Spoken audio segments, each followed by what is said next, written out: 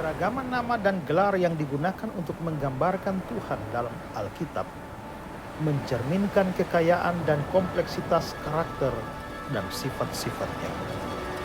Nama-nama Tuhan dalam Alkitab tidak sembarangan.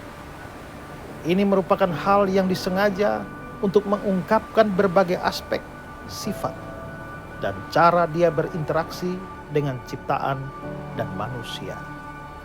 Dari Yahweh Jireh, Tuhan Sang Penyedia, hingga Yahweh Rafa, Tuhan Sang Penyembuh. Dan dari El Shaddai, Tuhan yang Maha Kuasa, hingga Immanuel, Tuhan beserta kita. Setiap nama menyampaikan aspek unik dari kasih, anugerah, belas kasihan, keadilan Tuhan, kesetiaan, dan banyak lagi. Nama-nama itu membantu kita memahami, menghubungkan dan memuja sifat multidimensi Tuhan. Tuhan yang tidak terbatas dan melampaui pemahaman kita yang utuh. Menggunakan nama-nama ini sebagai cara untuk menyatakan dirinya kepada kita dengan cara yang dapat kita pahami. Setiap nama menjadi sebuah jendela yang melaluinya kita dapat melihat sekilas sebagian dari karakter dan tujuan ilahinya. Saat kita menyelidiki nama-nama Allah di dalam Alkitab, maka kita akan menemukan kedalaman pengenalan akan Allah dan terutama adalah kasih-Nya yang besar kepada kita.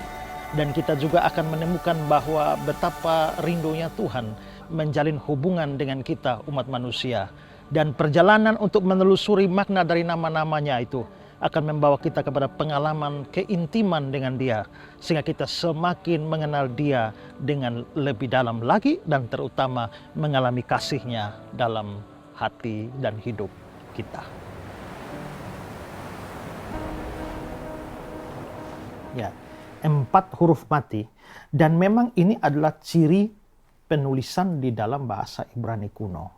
Ya, menulisnya tanpa huruf hidup atau vokal, itu tidak ada. Tulisnya huruf mati semua. Jadi tidak ada A, I, U, E, O. Di dalam kata-kata itu tidak ada. Semua hanya huruf mati. Selamat datang di program Ku Tahu Yang Ku Percaya, sebuah program yang mengajak kita belajar lebih dalam mengenai makna kekristenan dan mengenal lebih dalam tentang Allah. Pada seri kali ini, kita akan belajar tentang doktrin Allah. Saudara, program ini dapat kami produksi karena donasi dan kemitraan saudara bagi pelayanan Pijar TV. Kami begitu bersyukur atas donasi yang saudara berikan. Bagi saudara yang ingin terus menyaksikan episode-episode terbaru dari program Ku Tahu Yang Ku Percaya ini, saudara dapat berkontribusi dengan mengirimkan donasi ke nomor rekening yang tertera di layar.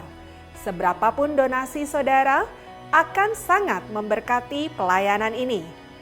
Kami juga rindu untuk berinteraksi dengan saudara sepanjang program ini disiarkan. Kami rindu menjawab pertanyaan dan mendoakan saudara. Untuk itu, silakan hubungi kami di nomor WhatsApp yang tertera di layar agar kami bisa melayani saudara. Selamat menyaksikan.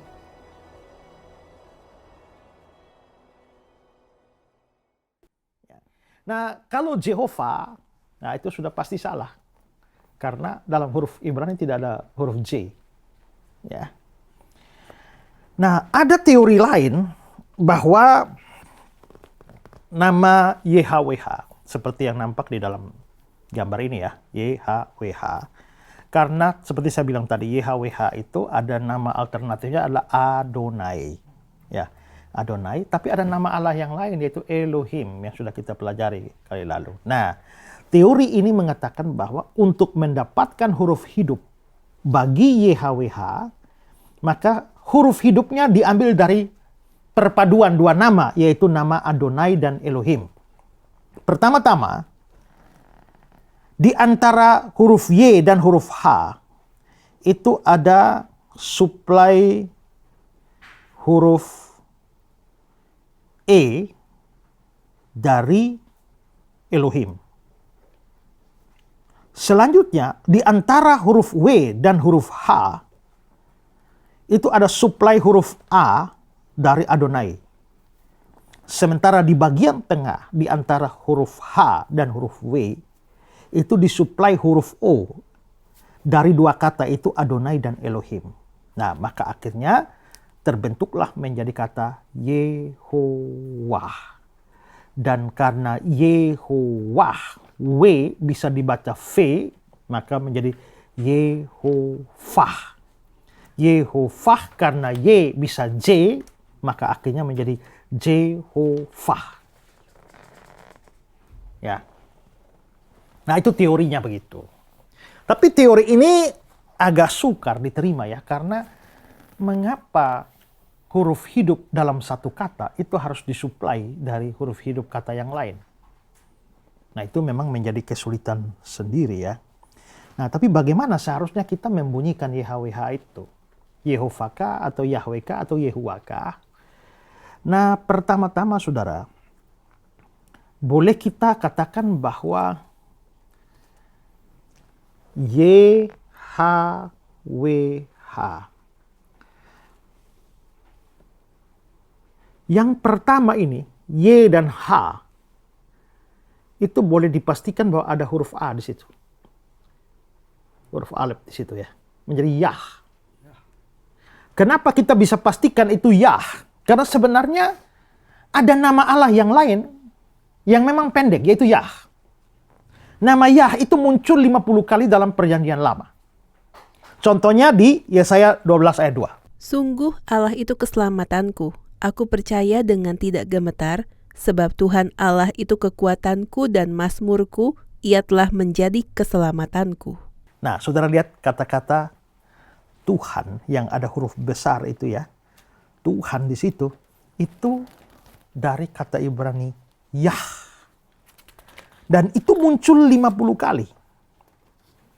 Juga ada istilah haleluya. Ekor ya. Haleluya itu artinya apa? Haleluya artinya apa? Ya? Tiap hari ngomong haleluya kan? Apa artinya haleluya? Puji Tuhan. Ya? Puji Tuhan. Puji Tuhan. Nah, sebenarnya bukan puji Tuhan. Memang betul, dari halel itu puji, tapi dia bentuk imperatif, perintah. Maka dia pujilah. Pujilah Tuhan. Dari halel, haleluyah, berarti pujilah Yah. Nah, Yah itu kependekan dari nama ini. Berarti Yah sudah pasti benar. Muncul juga di dalam nama Nehemiah. Ekor belakang. Sakariah. Asariah. Maka Yah itu sudah pasti. Masalahnya setelah Yah ini apa? Yahwah, Yahweh, Yahwah, Yahweh atau apa? Nah, itu masih menjadi soal lagi. Nah, hanya pada abad yang kedua itu ada Bapak Gereja Clemens dari Alexandria. Itu menulis nama Allah ini dan dia menggunakan Yahweh. Maka dari situlah kita mendapatkan atau menduga bahwa sebutan yang lebih mendekati dari YHWH ini adalah Yahweh. Bukan Yehuwa, bukan Jehovah, tapi Yahweh. Itu pun baru dugaan terkuat saja. Ya. Nah, karena itulah kalau ini baru dugaan yang belum tentu benar, ya rasanya aneh bahwa ada orang-orang sekarang yang bilang kita tidak boleh pakai Allah, harus Yahweh saja. Ya. Nah, baik kalau tepat, kalau salah. Nah, itu kan juga repot itu ya. Nah, itu soal pelafalannya. Nah, lalu apa arti nama YHWH? Atau karena saya sudah jelaskan tadi, maka saya pakai saja sebutan Yahweh. Apa arti nama Yahweh ini?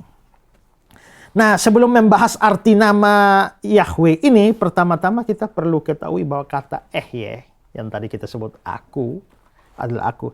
Ehye, dalam ungkapan Ehye, Asher Ehye, itu sebenarnya merupakan satu kata kerja bentuk future. Ya. Jadi kita tahu ya, kalau kita mempelajari tenses ya, ada masa lampau, past, ya, masa kini, present, dan masa depan, future.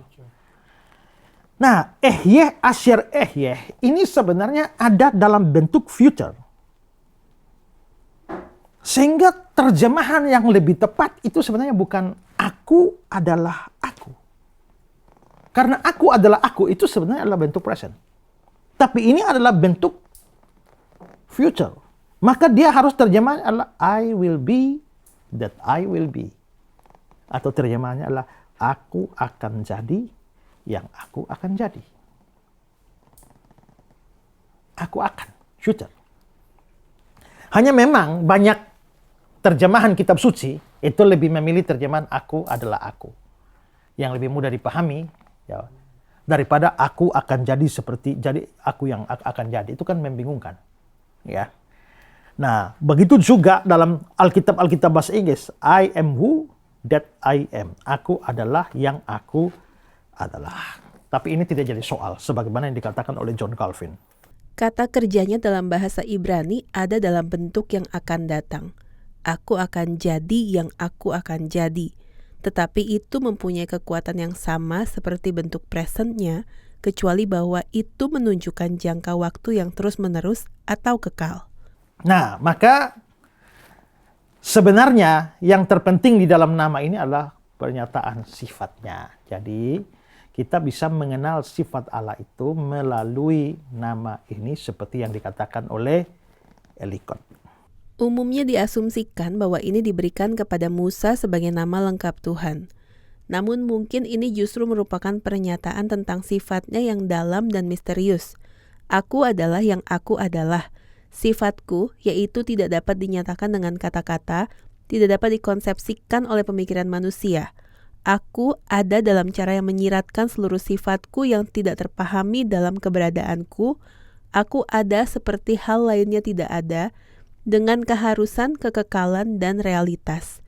Jika aku harus memberikan nama diriku yang mencerminkan sifatku, sejauh bahasa dapat, biarkanlah aku dipanggil, aku adalah. Kalau begitu apa artinya nama Yahweh ini? Perhatikan arti yang diberikan oleh Louis Berkhof. Dia bilang, artinya dijelaskan dalam Keluaran 3 ayat 14. Yang diterjemahkan aku adalah aku atau aku akan jadi apa yang aku akan jadi. Ditafsirkan demikian, nama ini menunjuk pada ketidakberubahan dari Allah. Tapi bukan ketidakberubahan dari hakikatnya yang disoroti. Tapi ketidakberubahan dari hubungannya dengan umatnya. Ya. Perhatikan juga keterangan dari Hoeksma. Berkenaan dengan arti dari nama ini, kami menganggapnya sebagai sesuatu yang pertama-tama menyatakan sifat aseitas dari Allah. Sifat aseitas dari Allah juga disebut ketidaktergantungannya. Adalah sifat Allah menurut mana ia ada dari dan dalam dan melalui dirinya sendiri, dan tidak disebabkan oleh atau tergantung pada makhluk apapun di luar dirinya sendiri. Dan karena itu ia adalah makhluk yang mutlak dan murni, yang juga mencukupi diri sendiri secara sempurna dan tidak membutuhkan makhluk apapun di luar dirinya sendiri. Dalam sifat ini, ia sepenuhnya berbeda dari makhluk ciptaan. Jadi ini menunjukkan bahwa Yahweh itu artinya Allah itu tidak berubah, tapi tidak berubah di dalam, bukan dalam hakikatnya. Maksudnya kalau dalam hakikat ini sekarang Allah, besok menjadi bukan Allah.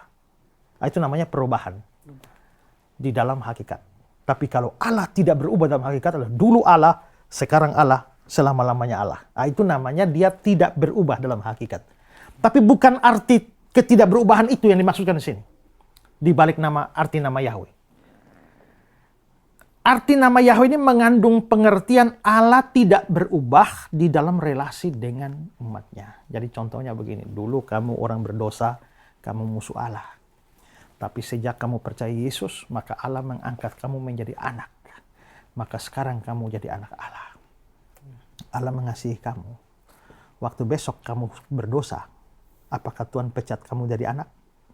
Tidak. Tidak, kamu tetap anak. Atau hari ini Tuhan angkat jadi anak, Tidak. Kalau kamu nakal, dia pecat kamu. Tidak. Berarti 5 tahun ke depan kamu masih anak Allah. Iya. 10 tahun ke depan? 50 tahun ke depan? Masih tetap? Iya. Berarti Allah yang mengasihi kamu sekarang itu tidak berubah. Sampai 50 tahun yang akan datang, dia tetap mengasihi kamu. Sampai putih rambutmu, dia tetap mengasihi kamu. Berarti dia tidak berubah terhadap kamu. Itu namanya Allah yang tidak berubah, tapi dalam relasi dengan umatnya. Sekali dia mengasihi kamu, dia tetap mengasihi kamu. Kalau kamu nakal, dia pukul kamu. Dia hajar kamu. Tapi dia hajar karena dia mengasihi kamu. Jadi sekali dia mengasihi kamu, dia tidak bisa berhenti mengasihi kamu. Ya. Sekali dia mengangkat kamu jadi anak, dia tidak pernah pecat kamu lagi jadi anak. Dulu sebelum kamu percaya Yesus, kamu anak iblis. Sejak kamu percaya Yesus, kamu diangkat jadi anak Allah. Sejak dia angkat jadi kamu jadi anak Allah, seterusnya jadi anak Allah. Berarti dia tidak berubah di dalam relasi dengan kamu. Nah, itu arti nama Yahweh itu begitu. Allah yang tidak berubah, ya. Nah, di dalam Alkitab kita melihat bahwa ada beberapa variasi dari nama Yahweh ini yang memang lebih populer dengan nama Jehovah, ya. Misalnya Jehovah Jireh yang artinya Tuhan yang mencukupkan. Ada Jehovah Rafa, Tuhan penyembuh. Jehovah Nisi, Tuhan panjiku. Jehovah Makedesem, Tuhan yang menyucikan. Jehovah Salom, Tuhan damai sejahtera. Jehovah Safat, Tuhan hakim yang maha besar. Jehovah Sebaot, Tuhan semesta alam. Jehovah Sikenu, Tuhan Allah kebenaran. Jehovah Samah, Tuhan yang maha hadir.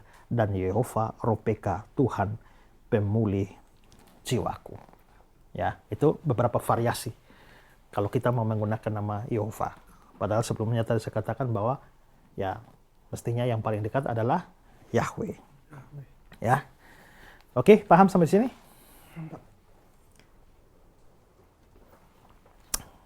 Hal berikut yang mau kita bahas adalah Yahweh ini bukan hanya namanya Bapa. Kan kita Tritunggal kan percaya Bapa, Anak, Roh Kudus. Ada banyak orang berpikir bahwa yang nama Yahweh itu cuma Bapa.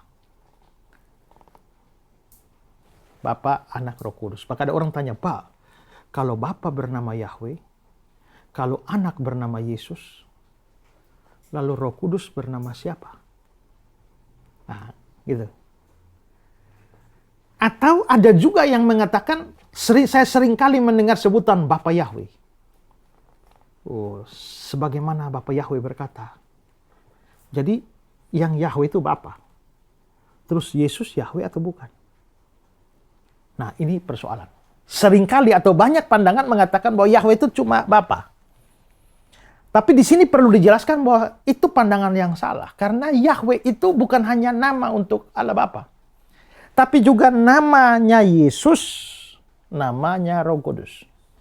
Kan dia waktu jadi manusia baru dikasih nama Yesus. Nama Yesus itu kan nama yang umum. Yesus itu bahasa Yunaninya, Ibraninya Yosua. Ya, jadi sebenarnya orang nama Yosua itu Yesus itu. Ya, gitu. Hanya karena beda bahasa saja kan? Beda bahasa. Ada orang pernah tanya saya, Pak, kalau anak saya lahir tanggal 25 Desember bisa kasih nama Yesus? Oh, boleh. Kalau bisa kasih nama anak Yosua, Hosea, Yesaya, itu akarnya sama semua. Itu sama dengan Yesus. Makanya ada Yesus banyak. Ada Yesus pemain bola, Yesus petinju. Ya, pergi ke Timor Leste, sana juga ada banyak orang nama Yesus. Portugal, sana banyak orang nama Yesus. Ya. Jadi itu nama Yesus. Yesus itu nama waktu dia jadi manusia. Tapi nama sesungguhnya, yaitu Yahweh. Begitu juga Roh Kudus, namanya Yahweh. Nah, maka sekarang kita melihat bahwa menunjukkan bahwa betul-betul Yesus adalah Yahweh. Ini penting karena apa? Karena beberapa saat belakangan ini muncul sebuah ajaran yang populer dari seorang pendeta yang dipublikasikan di internet, di YouTube, media sosial, yang mengatakan bahwa Yesus bukan Yahweh, tapi Yesus itu cuma kemasukan Yahweh. Yesus itu cuma manusia biasa dan Yahweh masuk ke dalam dia. Yahweh menyusup ke dalam dia, tapi dia sendiri bukan Yahweh. Ya. Nah, karena itulah maka saya bilang tadi bahwa karena doktrin tentang YHWH ini itu banyak memunculkan kesalahpahaman dan juga kesesatan-kesesatan, maka saya memberikan penjelasan yang lebih detail tentang ini. Dan untuk menunjukkan, sekarang kita mau melihat di dalam bukti Alkitab bahwa sebenarnya Yesus itu adalah Yahweh. Kita punya beberapa dasar untuk ini. Pertama adalah bahwa memang kitab suci menunjukkan Yesus itu Yahweh sendiri. Kita melihat beberapa contoh. Pertama Yeremia 23 ayat 5 dan 6. Coba baca Yeremia 23, 5 dan 6. Ayat yang kelima, sesungguhnya waktunya akan datang, demikian firman Tuhan, bahwa aku akan menumbuhkan tunas adil bagi Daud. Ia akan memerintah sebagai raja yang bijaksana dan akan melakukan keadilan dan kebenaran di negeri.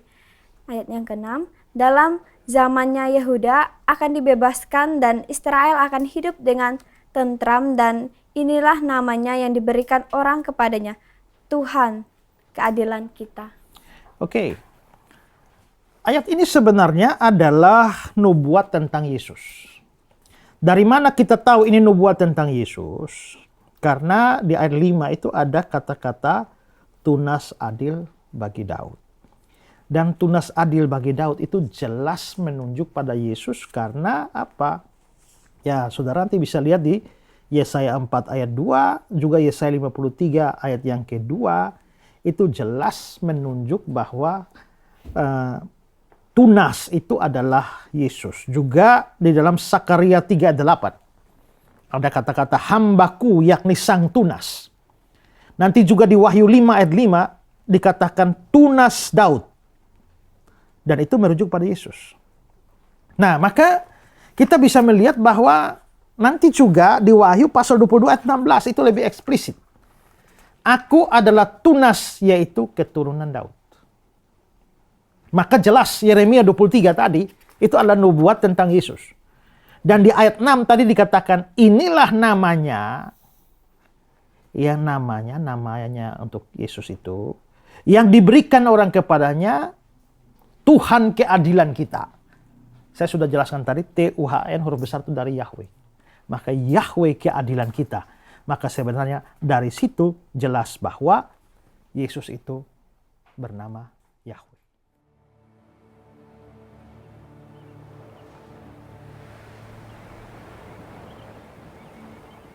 Bagi kita umat Kristen, Yesus Kristus adalah Yahweh sendiri yang datang ke dunia sebagai manusia untuk membebaskan dan menyelamatkan umat manusia. Keyakinan ini merupakan fundamental dalam ajaran Kristen dan merupakan dasar iman bagi jutaan orang di seluruh dunia. Yesus Kristus adalah Yahweh yang mengundang kita, umat manusia, untuk datang kepadanya, memeluk kasih-Nya yang tak terhingga. Dia adalah pintu menuju kehidupan kekal, jalan kebenaran, dan penebus dosa. Dalam iman padanya, kita menemukan kedamaian, sukacita, dan arti sejati hidup. Di dalam ketulusan kasih-Nya, kita tidak hanya merasakan kehadiran-Nya di dalam kebesaran-Nya yang agung, tetapi juga kita dapat menemukan sesuatu yang lebih berarti daripada itu, yakni bahwa Allah rela datang dan menjadi manusia. Dia menjadi manusia sama seperti kita, tanpa kehilangan kealahannya. Sehingga muncullah juru selamat dunia yang bernama Yesus Kristus, yang adalah Allah sekaligus juga adalah manusia, yang memastikan bahwa dunia memiliki seorang juru selamat. Karena itulah maka keselamatan hanya bisa datang melalui seorang juru selamat, yakni Allah dan manusia. Seorang manusia untuk menggantikan kita orang berdosa sebagai manusia yang berdosa, tetapi sebagai Allah, supaya nilai penebusan yang Dia berikan itu mempunyai nilai keselamatan yang tidak terbatas bagi saya dan saudara, bahkan untuk seluruh umat manusia di dunia.